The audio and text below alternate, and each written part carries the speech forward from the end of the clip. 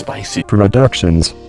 Ever since the dawn of humanity, man has had the desire to fly, but until just recently, we have not been able to.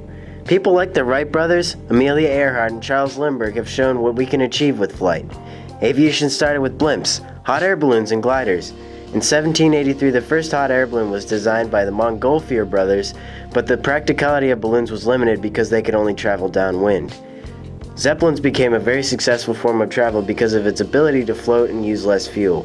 The most successful Zeppelin was the Graf Zeppelin. It flew over 1 million miles, including an around-the-world flight in August 1929. In 1799, Sir George Cayley set forth the concept of modern airplane as a fixed-wing flying machine with separate systems for lift, propulsion, and control.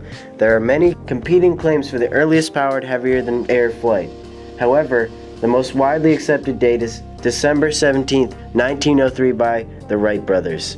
The Wright brothers were the first to fly in a powered and controlled aircraft.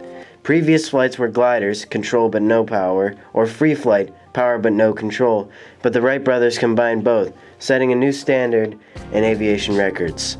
Aviation began to transport people and cargo as designs grew larger and more reliable.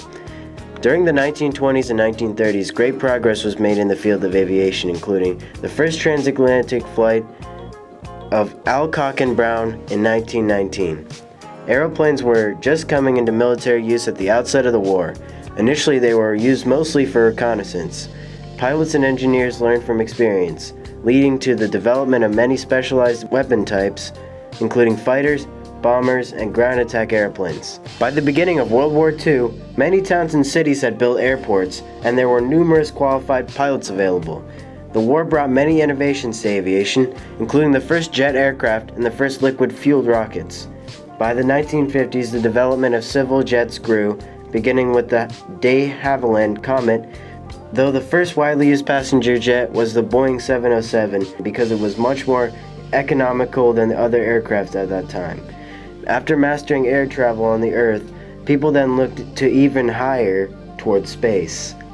This began the space race.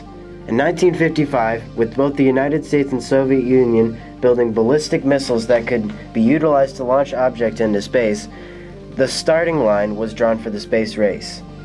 On April 12, 1961, the USSR was surprised by the world launching Yuri Gagarin into a single orbit around the Earth in a craft they called Vostok 1. And on July 20th, 1969, the United States landed the first ever person on the moon with their Apollo 11 mission. It's one small step for man, one giant leap for mankind. What's your name? My name is Harry Loudon. I work at this place Where are we? at the Oakland Aviation Museum. What are some important moments in aviation history? Probably Amelia Earhart and her almost completed round-the-world trip before she went missing. Why is this important? It's important because, one, she was a woman, and two, she was very close to completing her around-the-world. Okay. What are some important planes that helped push forward aviation?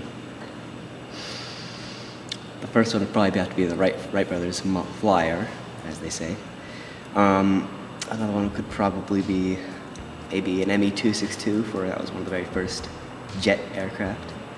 Might have been fighter, but it was still a jet. That was revolutionary. Maybe the Comet, that British transport plane or British passenger plane, Comet. Personally, what is your favorite plane? Probably a Solent Mark III flying boat. I like that one a lot. Mostly because we have it here, outside, over there. Thank you. Yes.